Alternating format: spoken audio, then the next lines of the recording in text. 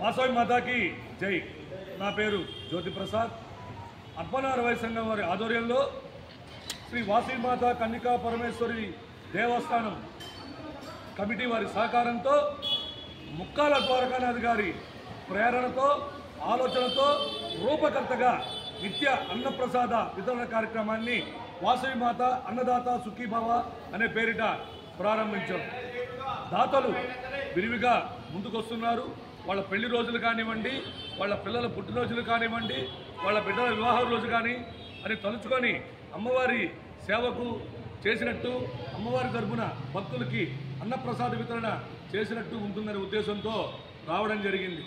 మేము తొలుత ఆలోచించాం ఎలా ఉంటుంది ఏందనే ఉద్దేశంతో. కానీ అమ్మవారు నా భక్తులకి నేనుండగా మీకెందుకు అంత భయం అని ఆలోచించి ఆమె ప్రేరణతో ముందుగా మా ముక్కాల ద్వారకానాథ్ గారి ధైర్యంతో ఆయన ఆశీస్సులతో ఈ కార్యక్రమాన్ని జరపడం జరిగింది.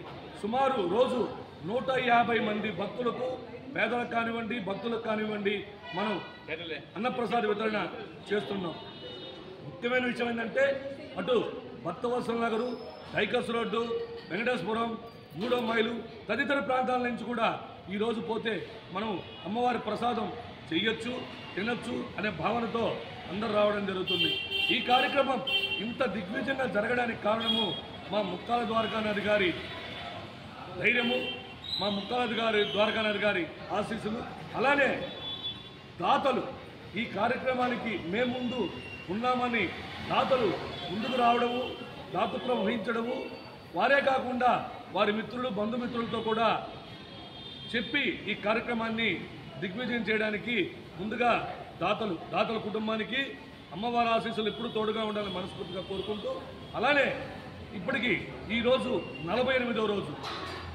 ఇలానే చూస్తుంటే ఇది నిత్య అన్నప్రసాద కార్యక్రమాన్ని ఎలాంటి ఆటంకాలు లేకుండా వాసవి మాత జరుపుకుంటారని మనస్ఫూర్తిగా కోరుకుంటూ వాసవి మాతకి